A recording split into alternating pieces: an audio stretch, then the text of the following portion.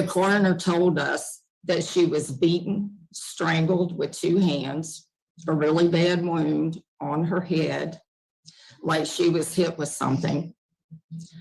Her little finger had been broken. There were bruises all along here, like she had her arm up trying to protect herself.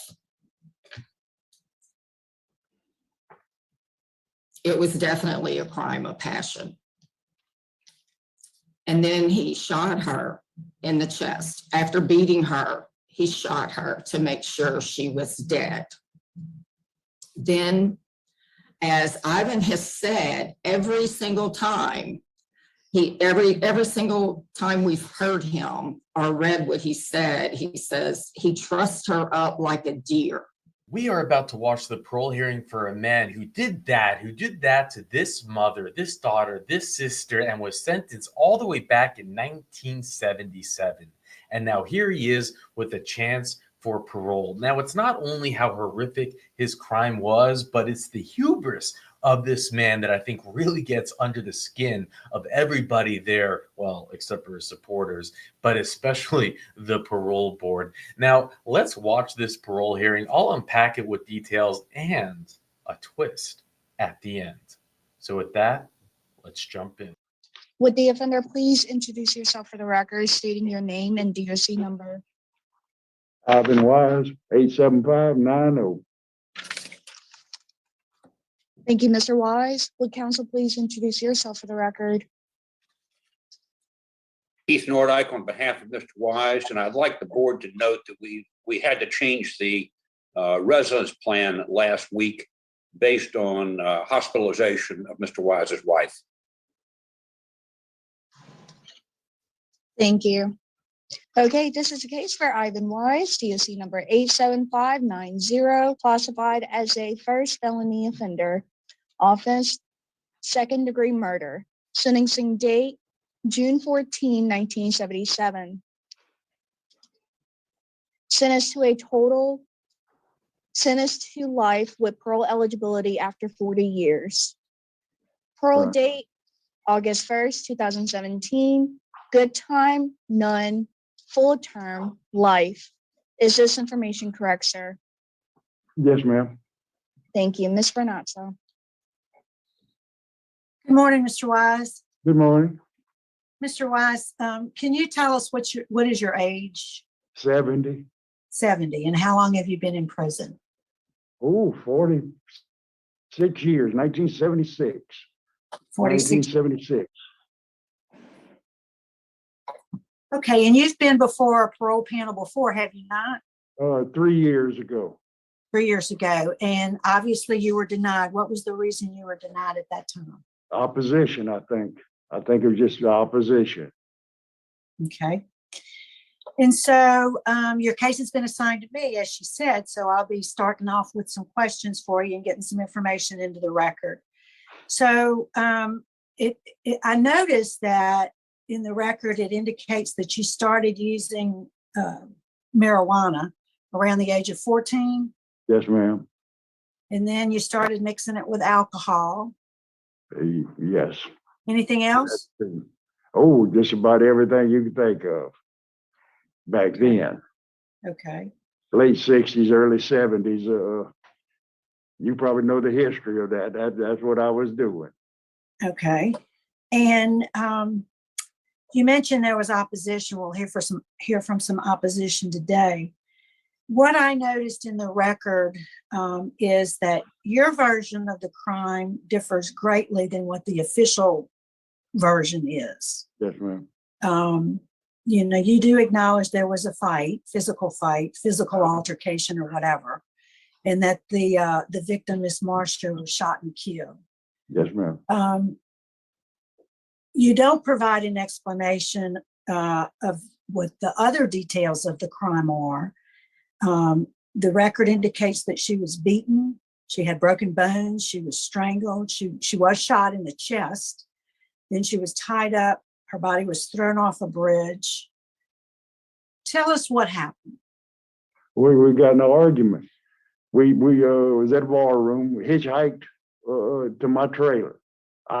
I didn't know she was coming with me. I thought she was with the fella that was driving the car, Ike Abney. We got to where my truck was at my boss's house, about a half mile from my trailer. And she got out with me. That's the first time I've seen her in 5 years. Before that, I don't know how we got together, but we got in an argument. And 30 minutes later, she's dead. That's all. What'd you do?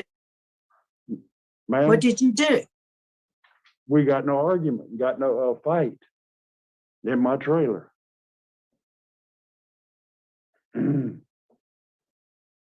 It was a terrible fight. I don't know. To this day, I'm trying to still figure out what happened. I was loaded out of my mind. That's the best I could tell you. Okay, so that's what you're saying is your version is what your version is because you really don't remember. I would say that, yes, ma'am. I remember those parts of it, but the whole thing, I just didn't. I don't know what happened. Yeah. Have you told us the parts you remember? Yes, ma'am. Oh, yes, ma'am. And you don't remember what happened after she was shot? Oh, yeah. Disposed of everything, all the body Tell us and all that. Tell us what you did.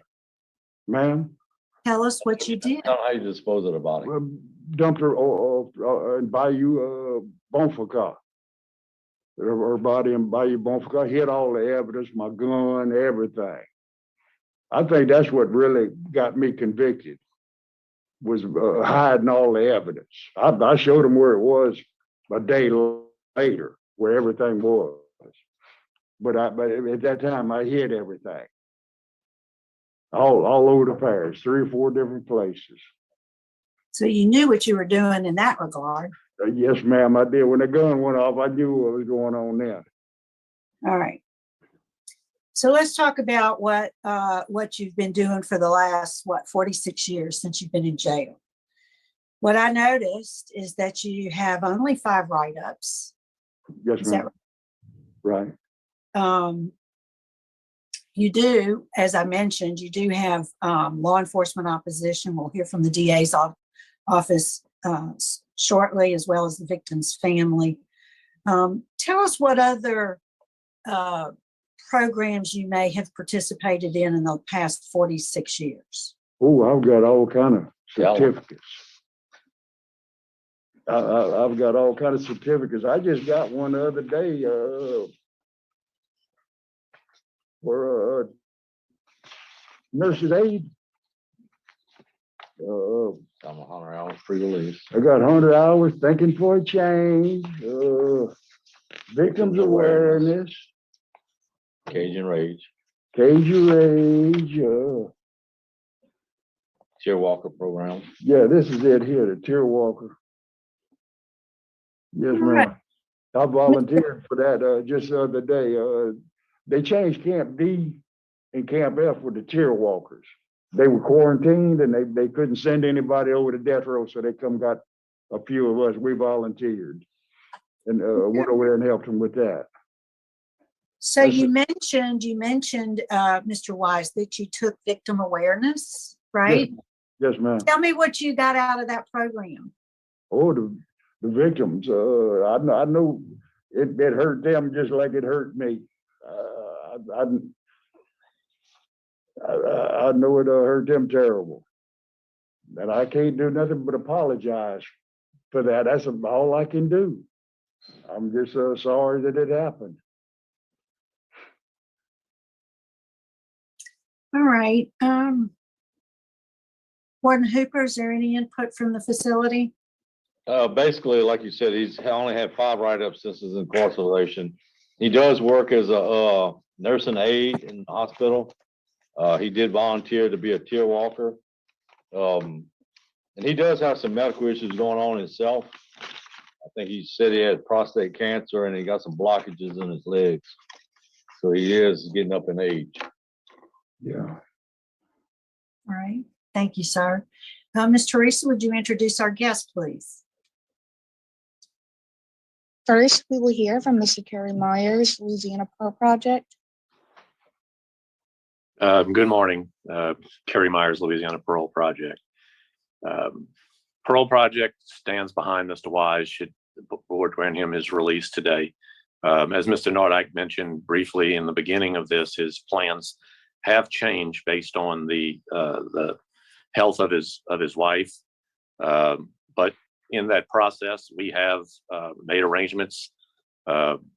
He will come with Parole Project for an extended length of time, several months, and then move on towards Joseph Holmes while his wife is still recovering and getting her health back.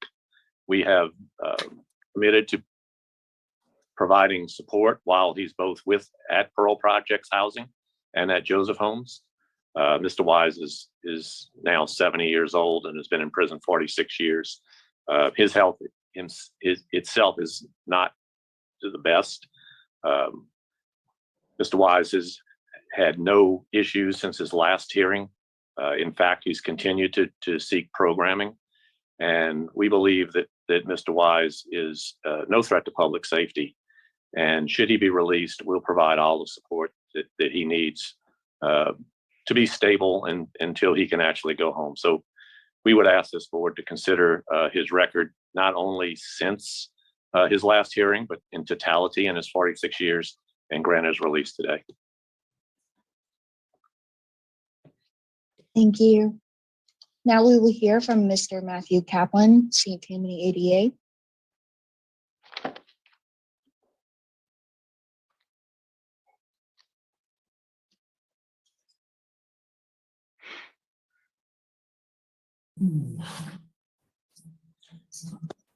Good morning.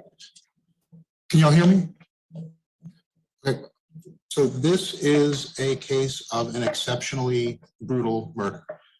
He strangled the victim with an electrical cord. He shot her in the chest, and he threw her off a bridge into the Bayou.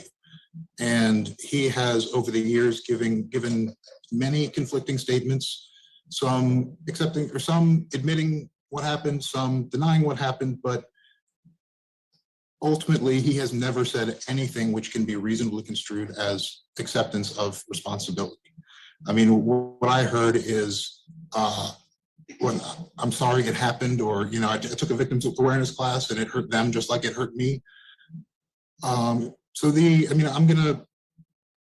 parole statute talks about a parole shall be ordered only for the best interest of society, not as an award of clemency, and upon a determination by the committee that there's a reasonable probability that the prisoner is able and willing to fulfill the obligations of a law-abiding citizen so that he can be released without detriment to the community or to himself. I mean, it's been 40-something years and he still hasn't owned his conduct. I mean, I thought that was a prerequisite to joining the community of law-abiding citizens.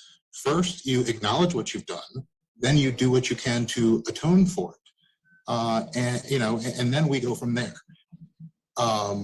And beyond that, you'll hear from some members of the victim's family that releasing him would cause great harm to them. They are members of the community. So releasing him would cause harm to the community and that it would cause harm to them. And to the extent that he's only had 5 write-ups, I'm not sure that,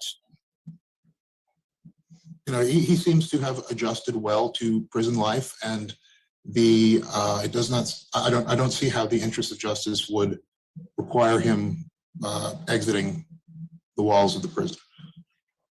And that's all I got. And I've got 5 different people here in front of one computer, so we're going to be switching chairs. Thank you. Next, we will hear from Ms. Terry Kennedy, the victim's sister.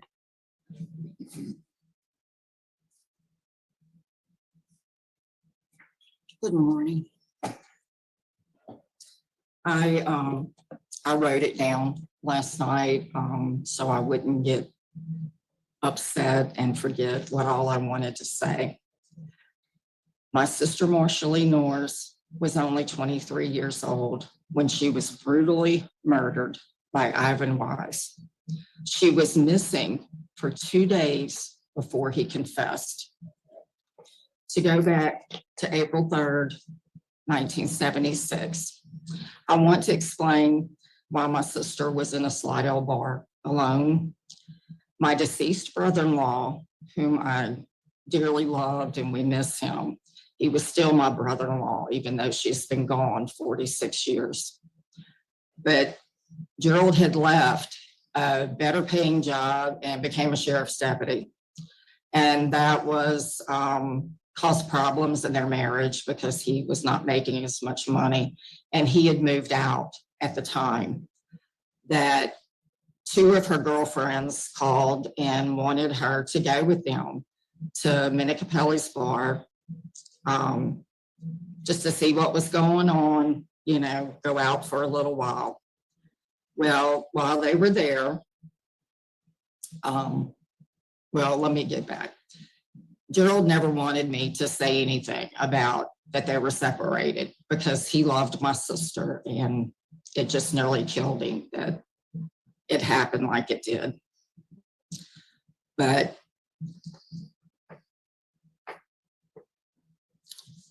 they decided, the 2 girls that brought my sister to the bar had decided that there was nothing going on and they wanted to go back home and watch the movie Helter Skelter that was being on TV that night. And so my sister said that she was talking to Ivan and that for them to come back and get her after the movie was over with. Well, they went back and she was not there, but people told them that she had left with Ivan. I believe that's why he confessed, because so many people knew that that was the last place she was seen. That was the last person she was seen with. But she couldn't come back. We were told that Mikey Abney was going to bring Ivan to get his truck. In 1976, it was not good for a woman to be at a bar by herself. That's why I believe she left with them. Ivan had dated her best friend. She thought she knew him. The coroner told us that she was beaten, strangled with 2 hands, a really bad wound on her head, like she was hit with something. Her little finger had been broken. There were bruises all along here, like she had her arm up trying to protect herself. It was definitely a crime of passion. And then he shot her in the chest. After beating her, he shot her to make sure she was dead. Then, as Ivan has said, every single time, every single time we've heard him or read what he said, he says he trusts her up like a deer. Now, he can remember Miss that. Terry, What they argued about? Miss Terry, Yes. can you please conclude your statement? We will also have to hear from Miss Juanita and Mr. Dino. You are trash, Lindsay. You are trash.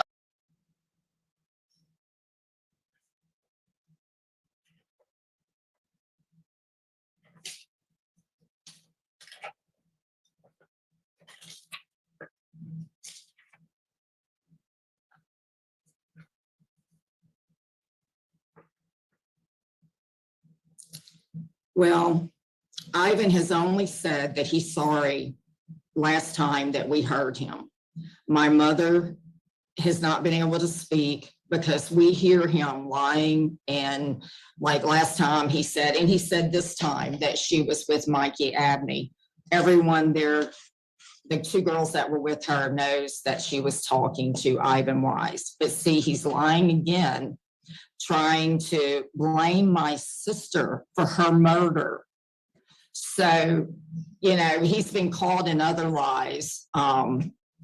If you look back on the last minutes, he said that he could still work with the wood, building houses, and the man that was looking at the record said, oh no, he could not, that he made an inappropriate remark to a female. So even in prison, he's getting in trouble with other women.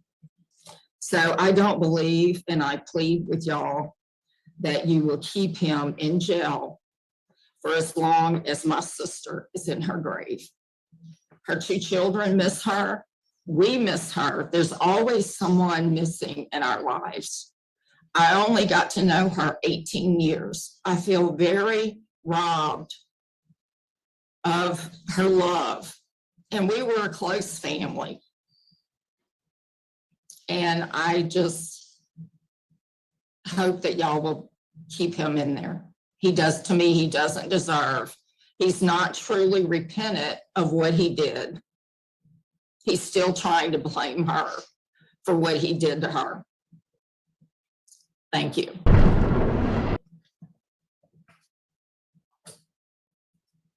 Thank you. Now we will hear from Ms. Juanita Godwin, the victim's mother.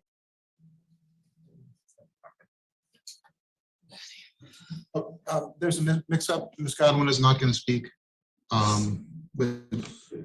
Sue Frierson is going to speak in lieu of Ms. Godwin.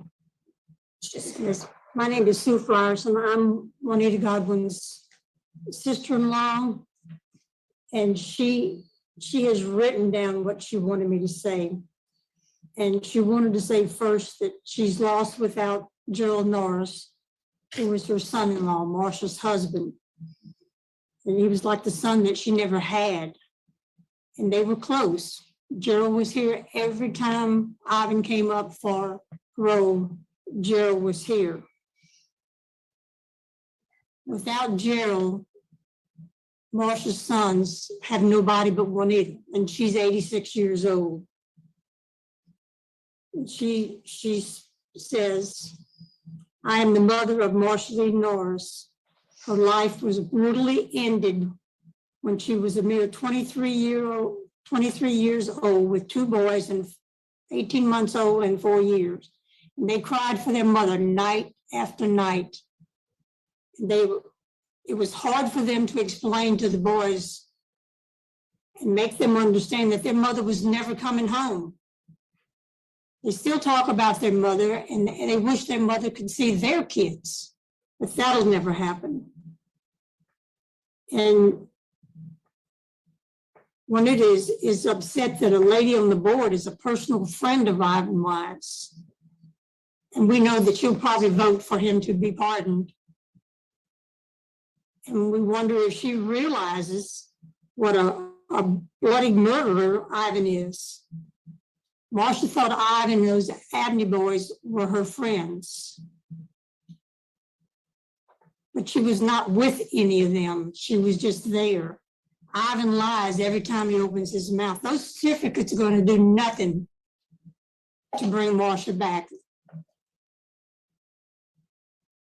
One of the Abney boys asked, he wanted to go home and get his truck. Ivan wanted to go home and get his truck. So they asked her to ride with them. Well, her friends had left, so she rode with them. He murdered her in cold blood. He, as was previously stated, he beat her, broke bones, choked her with a phone cord, and then tied her up like a deer. Those were his words. He tied her up like a deer, took her to a bridge, shot her in the heart, and threw her in the bayou. He put on such a show of killing her that this other girl named Melody Hoover, who was a witness, just went absolutely crazy. And she died recently, and she was still crazy. She never could cope with the fact of the things that she saw. It took Ivan 42 years to say that he was sorry, and he only said he was sorry because his preacher coaxed him. Because Juanita told the preacher that he'd never said he was sorry. It's plain to see from his cocky attitude that he's not sorry. He was even allowed to get married while he was in prison. If he ever should have another memory lapse and get in a fight with her, what'll happen to her? Juanita says she has prayed since this happened to know why he had to kill her. And she says she will continue to pray, pray until she dies to know why. She wants to know why he did it.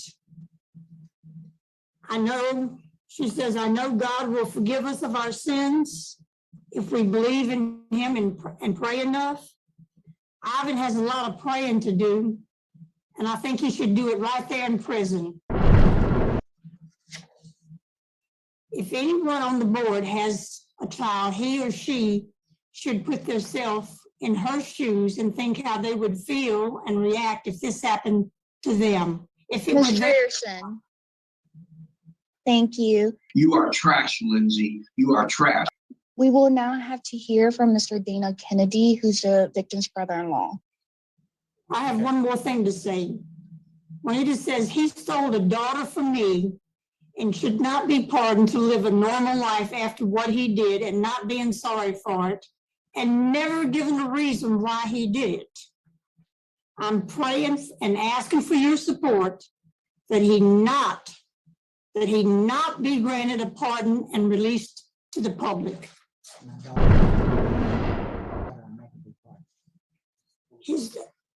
Her daughter will never be pardoned. She'll be in her grave.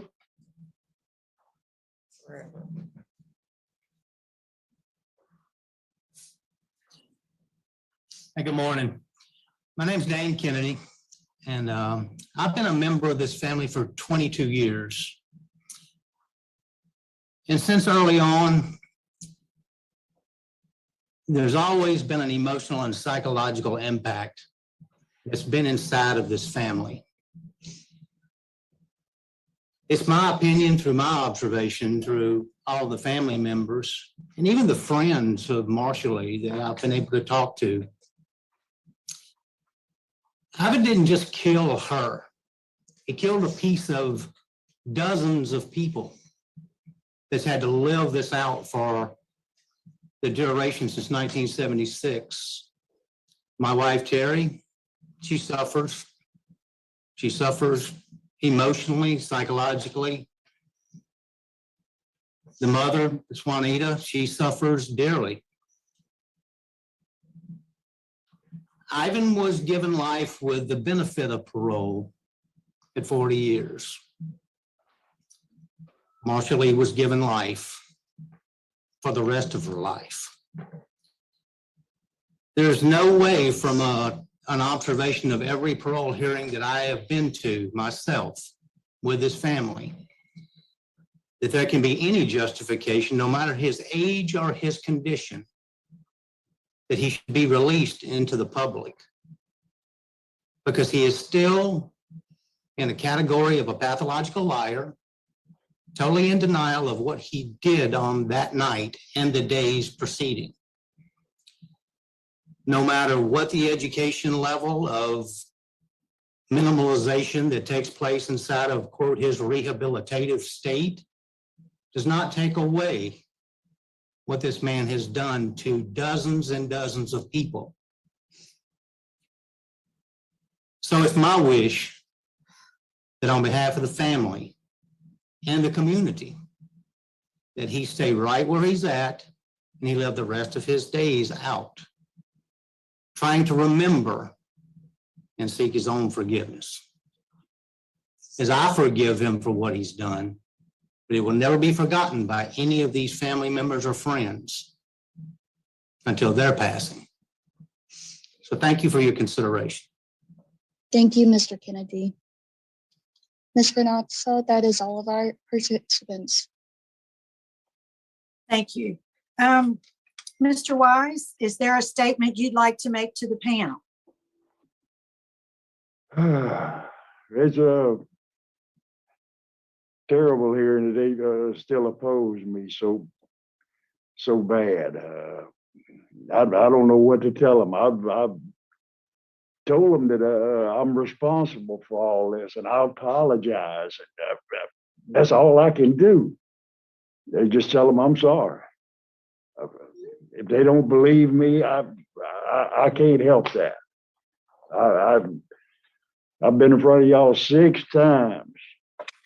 4 times on the pardon board. This is my 2nd time on the parole board. They have always been against me. I can't get around that.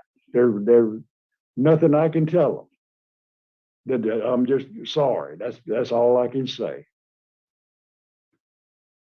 All right. Thank you, sir. Mr. Nordike? Thank you. I want to pick up where Mr. Wise just left off, and that is the issue of remorse and the issue of being sorry. There is no benefit to Ivan Wise for lying. In fact, there's a detriment if he lies.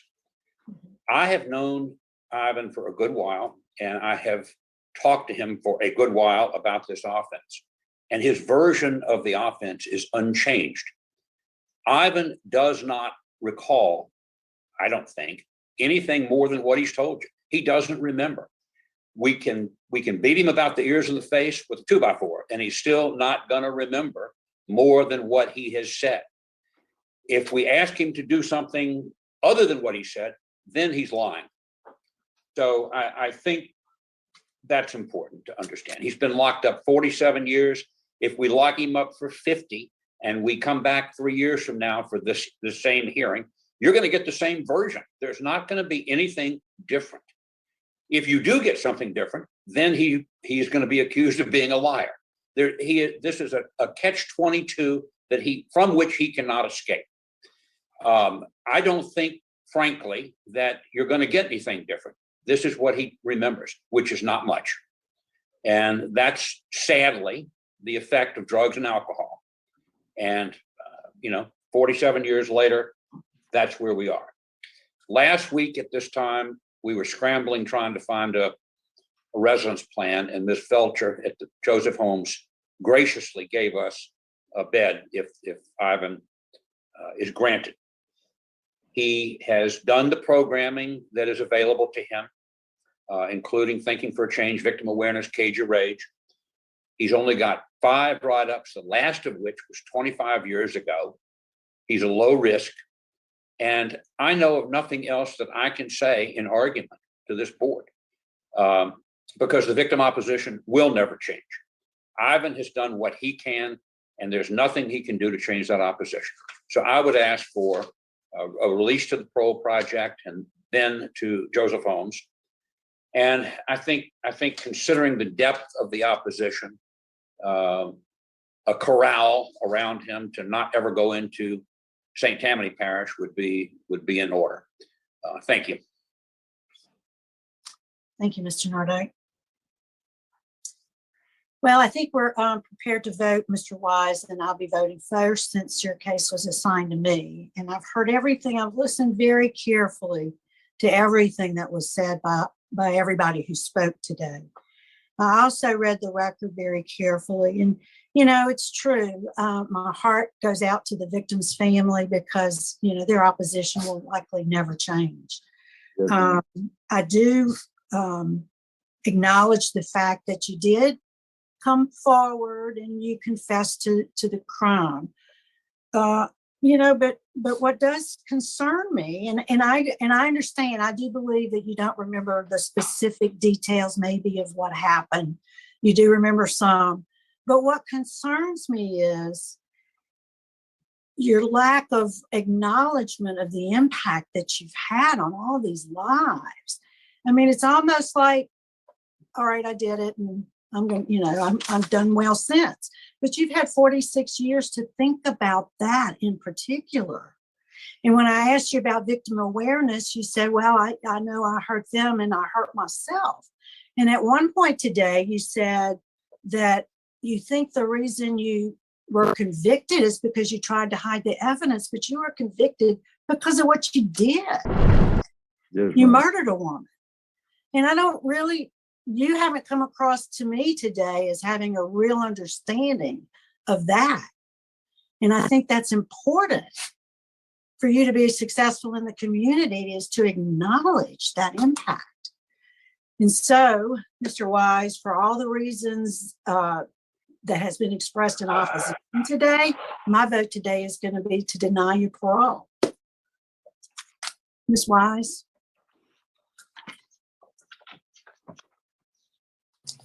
Good morning. I extend my condolences to the victim's family, and I really appreciate the courage and the effort that it took to participate in this due process, which it is due process for Mr. Wise.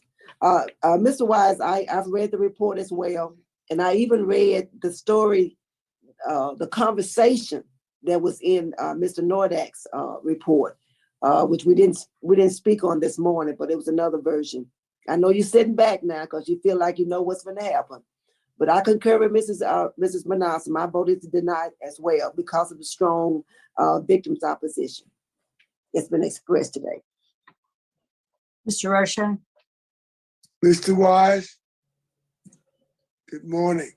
Good morning. Mr. Wise, I could lecture you, but the family needs to know the truth. So therefore, I agree with my colleagues this morning. My vote is to deny your request for early release. Mr. Marabella? Thank you, Madam Chairman. Mr. Wise, you have a lot of reasons on paper for us to grant your parole. You have good programs. You're a low risk. You've spent 47 years in prison. You're 70 years old. I accept the fact that Mr. Nordyke says, you know, the facts are what you say they are and what you remember them to be. But you know, when we had this interview today, I, like Ms. Renatza, really was taken aback when you basically said, you know, I don't care what they think, I'm sorry. I just don't think you recognize, and there's no reason, even if you don't remember what you did, there is no reason why you can't be contrite and understand their pain and understand why they wouldn't want you out of prison. You don't seem to accept that responsibility. So my vote today, likewise, is to deny. Ms. Jackson? Mr. Wise, I have listened to you this morning, and I concur with the feelings of my colleagues. You just don't have a genuine understanding of the impact that this crime has had and will continue to have on the victim's family. You cannot equate your suffering to what they are going to, and you did that. So because of strong victim opposition and law enforcement opposition, and because you have no real understanding of the impact of your crime, my vote today also is to deny. Thank you, Ms. Jackson. So today, Mr. Wise, your parole has been denied, sir. Thank you, panel. There you go. Ms. Renassa, I believe we're ready to close out at Angola. Okay, thank you. So that concludes our business at Angola this morning. We'll adjourn at 9:32. And if that wasn't a satisfying deny, I don't know what is. It is fascinating to see how somebody with everything on the line, with support of the parole project, with all the advice that he would be receiving, just to come in, be humble, show remorse, fake remorse, say what you need to say. Remember, this wasn't his first trip on the rodeo. He knew what he had to say, and he couldn't do it. They would release him if he could just fake it. But guess what? We're going to see him return today, February 3rd, 2025. He is back. It's about 3 years later, and you must wonder, I know I'm asking myself, is he going to be able to put on the act? Is he going to be able to express remorse?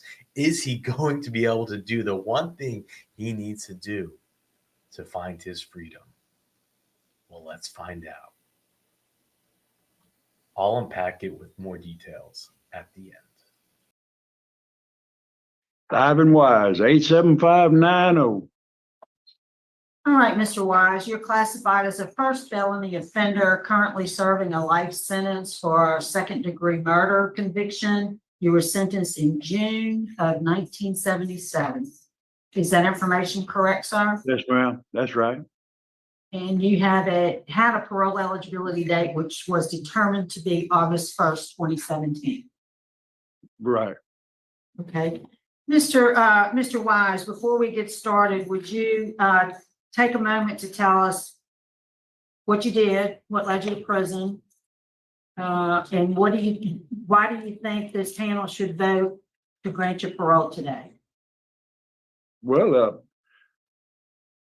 I was out at the bar in Slidell, met Marcia at the bar. I hadn't seen her in 5 years. I went to school with her in Slidell High.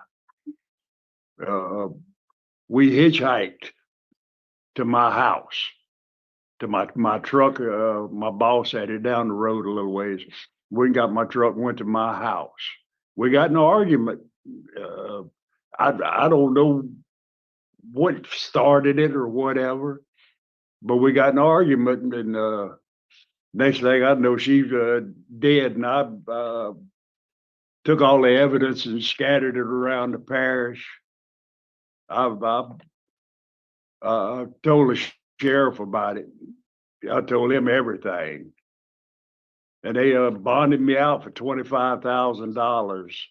I stayed out 6 or 8 months, and I was arrested in '76 and tried in '76.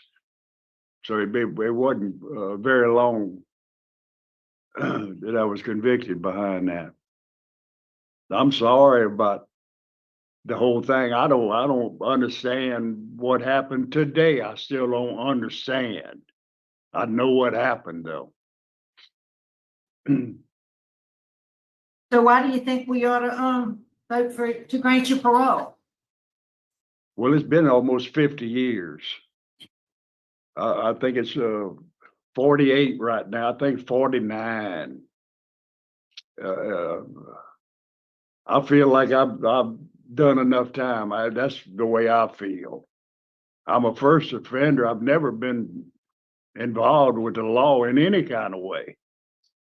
This is the only time.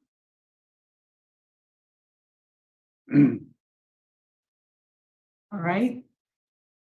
Well, I tell you what, let's hear from the warden. What can you tell us about Mr. Wise? Yes, ma'am. He is, as we stated, serving a life sentence for second-degree murder. He lives at our trustee camp, Camp F. He currently works as a tier walker at our death row area. He's had a total of 5 DV reports, with the last one being September of 2002. He has completed victim awareness, inside out deaths, thinking for a change, 100 hours, anger management, victim accountability letter training. His tiger risk is low. He hasn't enrolled in any of the vocational programs that we offer. He does have, although in the past, looking at his record, he has worked with the carpentry crew here at Angola in the past. And I did ask him why he got out of that trade per se, and he said he was just ready for a change. That's about all I can say for Mr. Wise today. Thank you, Ronaldo. We appreciate your input. Mr. Myers, could we hear from the Parole Project, please? Good morning, Terry Myers with Louisiana Parole Project. Here to let the board know, should this board grant Mr. Wise his parole today, Parole Project is prepared to offer Mr. Wise long-term transitional housing and reentry support. I'm also here to answer any questions that the board might have. Great. Any questions for Mr. Myers? All right, I don't see any at this time, so we'll move on to the opposition. First, we'd like to hear from Ms. Terry Kennedy. All of them, I believe, are with Mr. Wilson. So, Mr. Wilson, if you have a different order, I'll defer to you if you'd like. No, ma'am. Just if y'all bear with us, we're dealing with a wide angle camera that keeps going in and out. So we're going to have everyone that needs to speak will just step up to this camera that I'm facing right now. Does that work for y'all? If y'all can. Yeah, that see me? works fine. Yes, that works fine. Ms. Kennedy, if you just want to come right up here and just look directly into that little circle, I think that should work.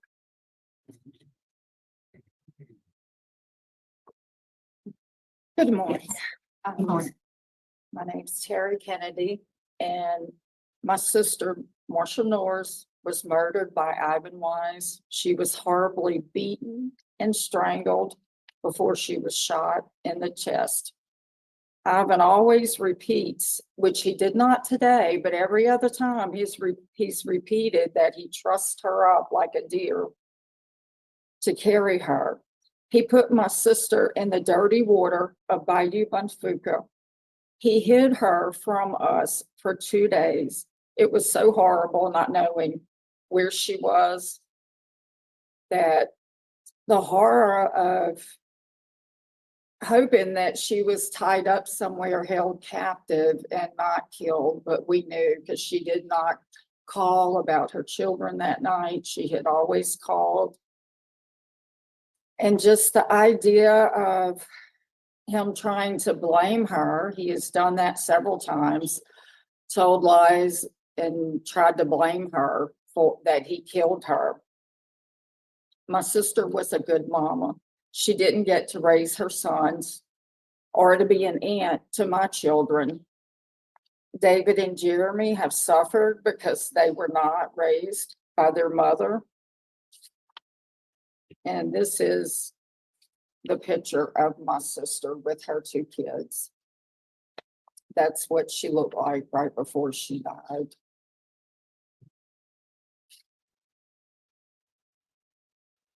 My heart has been broken every day since April 3rd, 1976.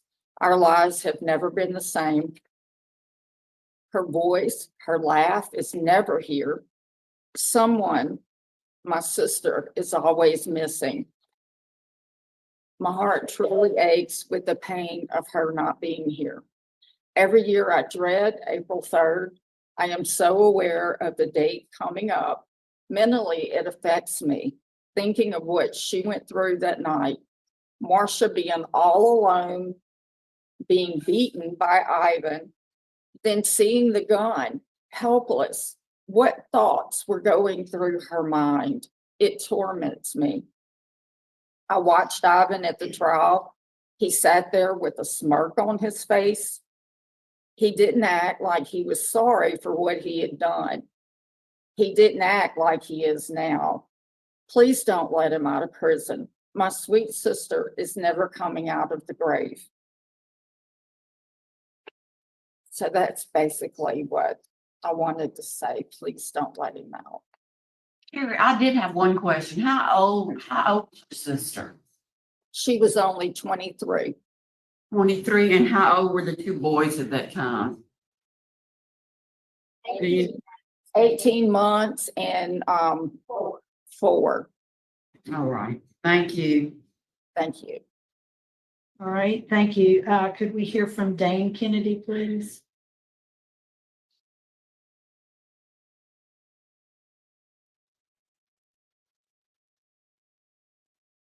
I entered this family 24 years ago, and I've seen and heard the trauma even until today. And we have to relive it every 3 years. I've watched, I've listened, I've read reports. I'm not here to speak to Ivan's case record because obviously it's right there in front of you. The criminal justice system did its job, gave him life, eligibility for parole. But even today, as I watch Ivan Wise has no remorse. He still does not take accountability. The testimonies are there historically, and still today he sat before you being a liar. Sociopathy does not go away. Thank you. Thank you, sir. And then we have Susan Frierson.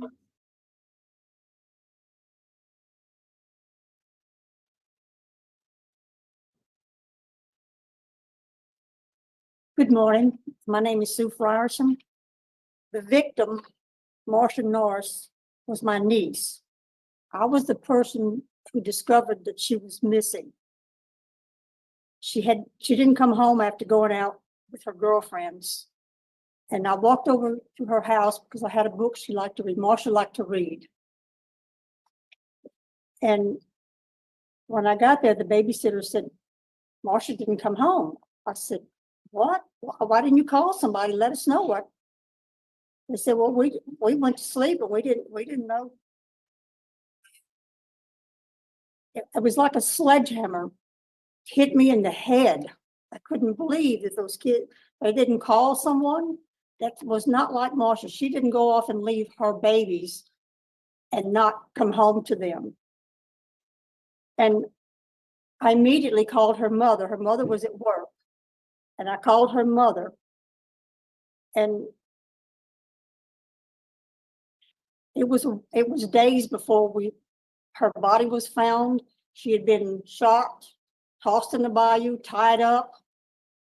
This is a sad story. It's something that we live with every day of our lives. As her family, we live with this every day. This man was found guilty by a jury of his peers and sentenced to life in prison. We would like to see him say life in prison. I'm sorry we feel like this, but we miss this person. We miss Marsha. And we're having to live without her. Her boys have lived without her, basically all of their lives. Thank you for hearing me. Thank you. Yes, ma'am. Thank you, Ms. Ryerson. And Mr. Wilson.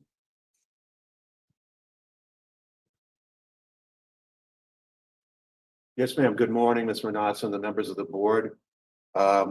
Just at the outset, I want to state that the district attorney and the district attorney's office strongly believes that the members of this board are reasonable and will see the facts as the jurors did. Now, I know that you've reviewed the record in this case to the extent that it's been prepared to you by the parole board. My comments will be brief, but I just want to read something, and this is from the packet that's been provided to you. From the trial facts, in addition to the defensive wounds, the victim had blood clots behind her eyes, which suggested she had been strangled before death. An electrical cord was tied around her neck. Wise shot Marsha as she was laying on the bridge, as evidenced by some bloodstains on the pavement. Finally, he tossed her in the water. Now, I think it's very evident. You can listen to what Mr. Wise is saying, that this was an accident, or his dismissive claim a minute ago to you offensively that, quote, the next thing I knew she was dead. That's not what happened here.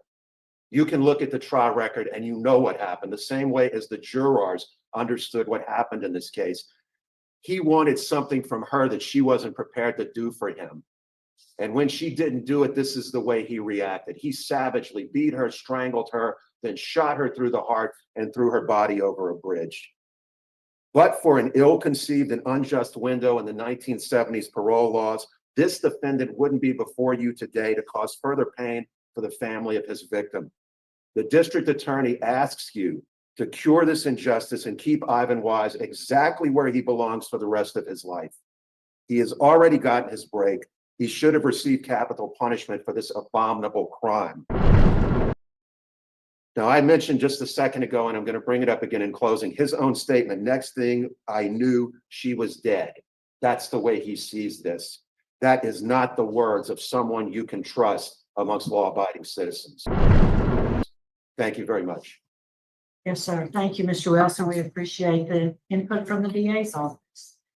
Mr. Wise, your case has been assigned to Mr. Tillis. Would you answer his questions, please? Was that the district attorney speaking then? That was Butch Wilson from the district attorney's office. Would you answer Mr. Tillis' questions, please? Yes, ma'am. I'd like to say something first. No, sir. You're going to answer Mr. Tillis's questions. Okay. You don't have the opportunity to rebut. Mr. Tillis. Good morning, Mr. Wise. How are you? Good morning. I heard you say at the end of your statement, opening statement, that you knew what happened. I read your case several times, and I'd like to ask just, when you guys left the bar, you were going back to your house? Yes, sir. Okay, what caused the fight? We got in an argument about children. I don't understand what we were arguing about, really. She was separated from her husband. That's what she was doing out that night. They were fixing to get a divorce and all that. So when you got back to the house, after a while, you got into an argument with her? Oh, yeah, within 10, 15 minutes, yeah. It must have been pretty serious. Yes, sir. Can you tell me what happened? What caused it? Well, like I said, we got in an argument about children. Oh, okay, I have no more questions. I do. Yeah, I've got some questions. You've been very flippant when you've described that really you just think you need to get out because it's your time to get out. That's really all this amounts to.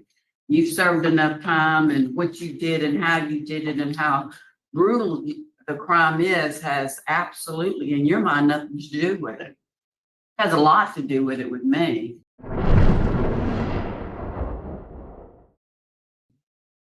Because I've read what you did to this lady, and then, she was 23 years old. She had the whole rest of her life. She had 2 little boys, which is why I asked her age, 18 months and 4 years. Chances are the 18-month-old child probably won't have a good memory of his mother. And I'm sure she was a very loving mother. And you never have mentioned in any of this stuff, victim impact. Tell me about victim impact, what you think this did. Because you didn't talk about that either. No, it hurt both their families and friends and my families and friends. It hurt everybody that was involved in the case. I understand that. That's very descriptive. In victim impact, it's almost, it's not cliche, but you hear it so often without any absolute reference as to what they mean with the ripple effect. But it's also generational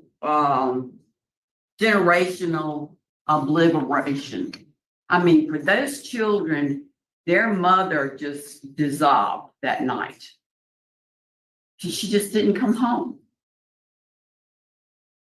And then for the family, the ripple effect is, yes, like, she doesn't pick up the phone every day and call her sister and say, hey, I just wanted to check in on you. Those are the kind of like everyday things. Mom, what you cooking today, that they're used to seeing her do. Those are the everyday things that when you talk about the ripple effect, it's also just the daily occurrences that you're used to that person doing. These children were used to a mother's hug and kisses. That when you did what you did in such a heinous way, you stole that from these children. So I didn't hear anything from you other than I need to get out because I've served my time, and there you go. So that I guess what this was a statement, because I really don't have any questions for you because you haven't answered any questions. Any other questions? All right, Mr. Wise, I was going to ask you about your training and victim awareness also. I don't think I need to do that at this point. Were you under the influence of anything other than alcohol at the time of the murder? Yes, ma'am. What was it? There was some pills, smoked a joint or 2. What kind of, Mostly drinking, though. what was the pills? You remember the pills? I can't remember what they were. But I mean, was it speed? I think it was. Yes, ma'am. Okay. So all that mixed together. Okay. I think we're prepared to vote. Mr. Sure. So, I wanted to ask one more question. okay. Did you take any drug abuse classes? I see you didn't take any while you were there.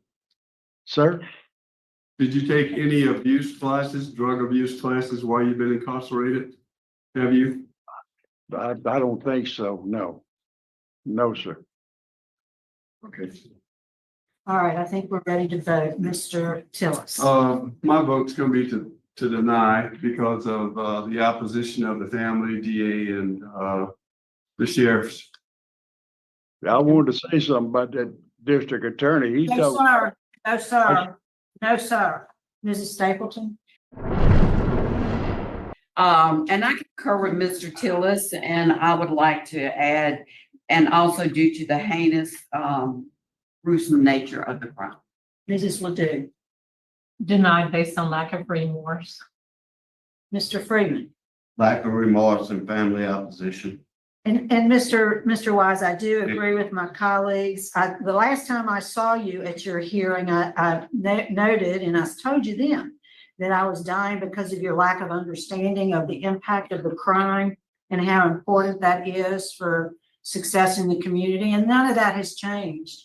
So my vote today is to deny, and it has been unanimous, sir. Your application for parole has been denied.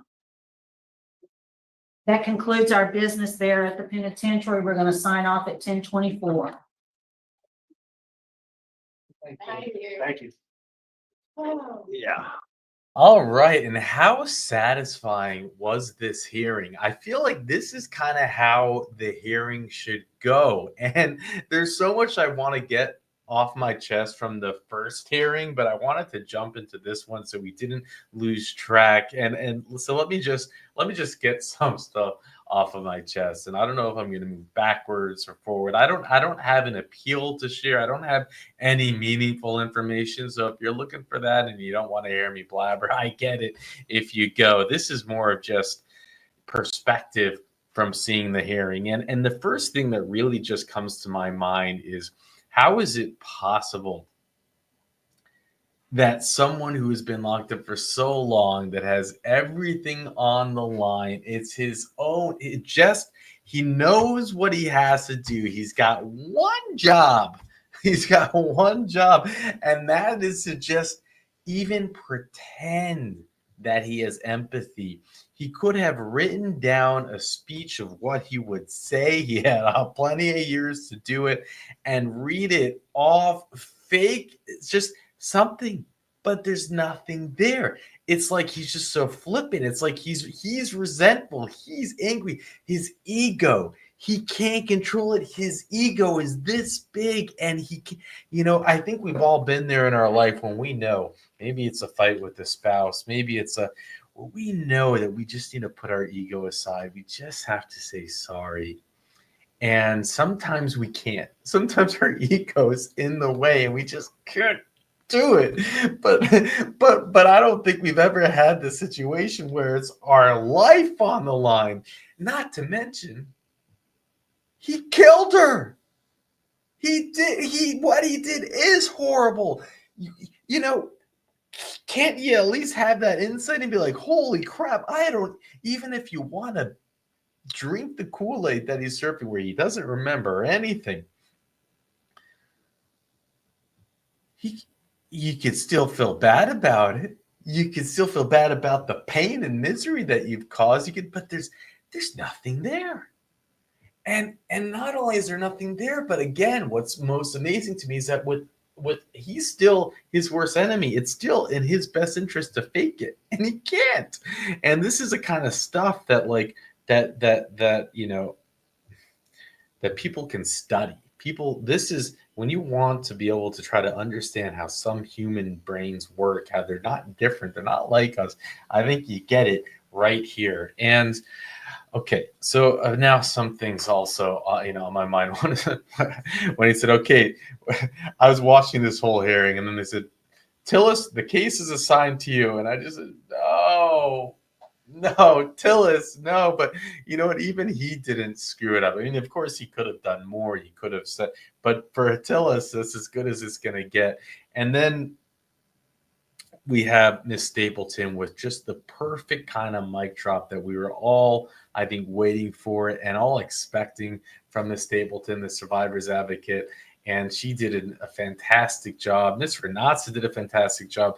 No one told the speakers to stop speaking, but they did come prepared. They had their concise statements. They did an outstanding job. All of them. The ADA showed up again, did an outstanding job. I mean, when you see these, there's just, I know I went a little crazy with the mic drop, and I still feel I could have dropped it another 2, 3, or 4 times, and I didn't. But it's going back to the first hearing. What a piss off when that woman comes in, and that's why I threw that in the Lindsay thing. It's not to disrespect the hearing. I think for those of you who are familiar with the Mandu community, it's kind of, that's our frustration. It's like, Lindsay, that's what we do as a kind of self-soothing mechanism when we see things that are just so, utterly insane. The idea that they would tell the victims to shut up, to stop talking, to quit it, and the way that it's said too, without any emotion or empathy. I mean, those people could be a great spouse for this man, and that just pisses me off. And I'm glad that they, it's just you could say, I'm sorry, we have a limit. Maybe we told you. Is it no? It's just like stop talking, and she's saying it like while they're in the middle of saying something so powerful. And on that note, remember how right before the hearing they said that he was supposed to go parole to his wife, and then his wife all of a sudden had a medical thing. I don't buy that. The wife realized, oh my God, he's gonna come home. The man who I like because he gives me attention and letters is now gonna have to live with me. Uh-oh, I have a medical emergency. I don't buy it for a second. Imagine if you had married someone and you loved them, and all of a sudden they get to come home to you. Would you have a medical emergency, or would you say, it's okay, he's coming home, don't worry, I'll move it to my house? Like, no, okay, so I don't buy that for a second. Not to mention she was nowhere to be seen at this hearing. And Mr. Nordyke, his attorney, I think the best attorney, the most elite attorney that we've seen in Louisiana. He has the respect from the parole board.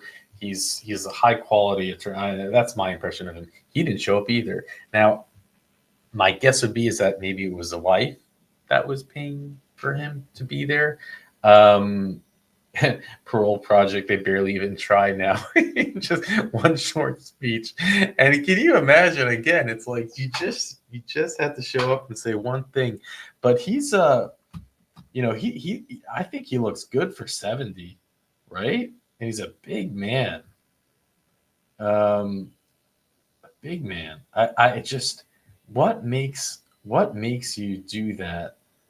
Just your ego is so big, you can't even fake it.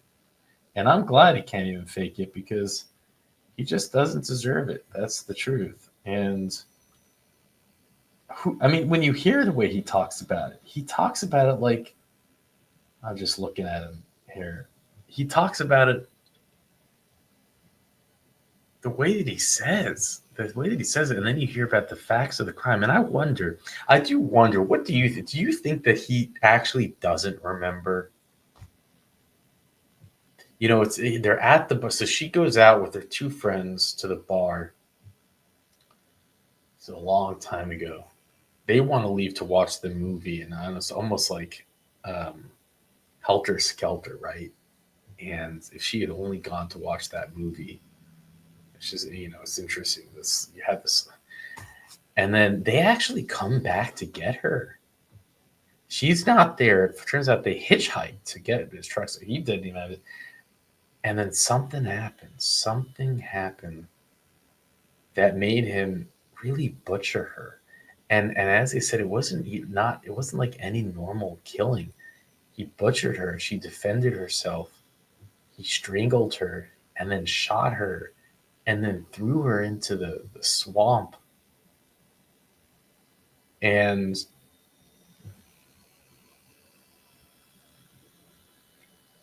man, and then he just tries to get away with saying, I don't remember. They suffered like I suffered. Hurt them like it hurt me, right? You know, it's interesting too. They mentioned something how there's someone here who is a personal friend of Ivan, and I don't think they're going to give us the. I wonder who that was. It must have been Miss Renatza, right? I mean, it's just something ridiculous because they would recuse themselves if they thought there was something. So I don't know what that was about. That was weird. But what else am I missing? I feel like there's something I want to say that I'm not quite thinking through. What is it? What do I want to say? I don't know. I don't know. But there you have it. And maybe we'll see him again, I guess, in another 3 years. I think he can keep doing this every 3 years. So thank you, Sir Richard, for lining up the dots on this hearing. As he always does, he puts it in the spreadsheet and says, Mandu, we have a hearing coming up today. There's one here. Make sure you connect the dots, and there's a playlist for this. It's called the Return of Playlist.